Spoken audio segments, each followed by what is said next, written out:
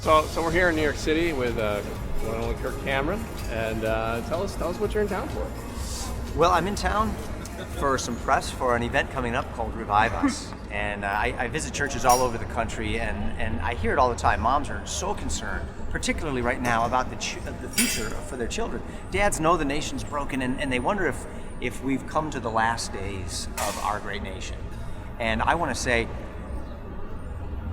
there's never been a more exciting time in America to be a Christian, to be a person of deep faith, because it's when all hope seems lost that God parts the waters. And Revive Us is about the family of faith coming together to worship, pray, and learn how to transform the nation from the bottom up and the inside out.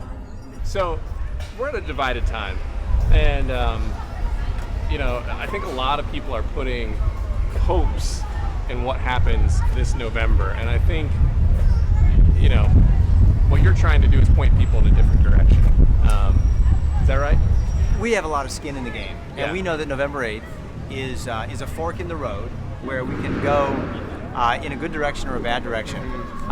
We had a president in the past who actually said, someone have us believe that we've got to choose between right and left. And he said, I believe it's rather choosing between up or down. Yeah. And what I know is that true hope for the future for our kids is not going to be found ultimately in who governs us. That will change over time.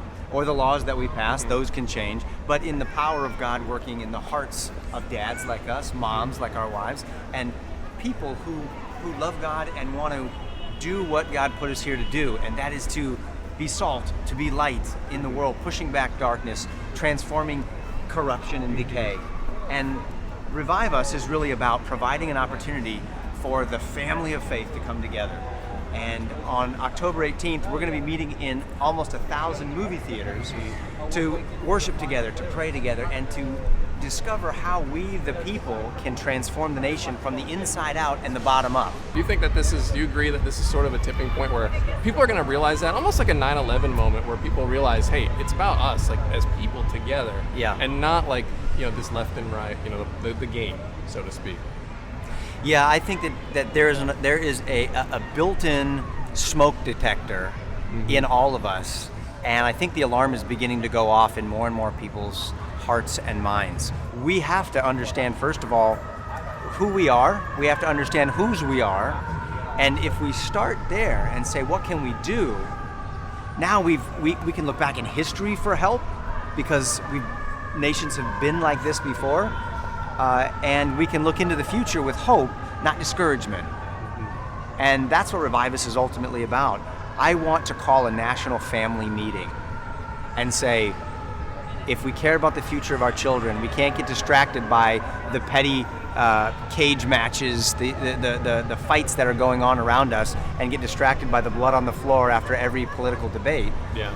We need to look up and say, when the family gets together, and the Spirit of God is moving, and we've got our eyes set on the future for our kids, great things can happen.